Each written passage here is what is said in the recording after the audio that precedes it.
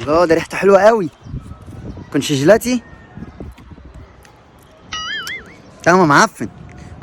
انا عرفت ده ايه. ده ماسك الثعالب اللي نزل امبارح بتاع الضفادع ده، محط منه.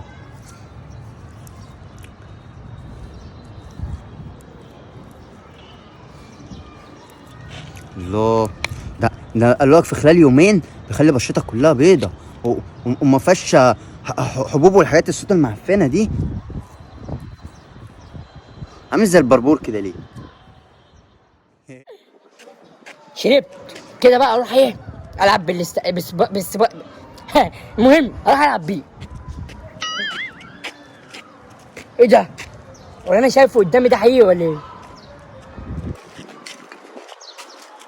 ايه ده يا ابويا؟ انت بتعمل ايه؟ يابا حط ماسك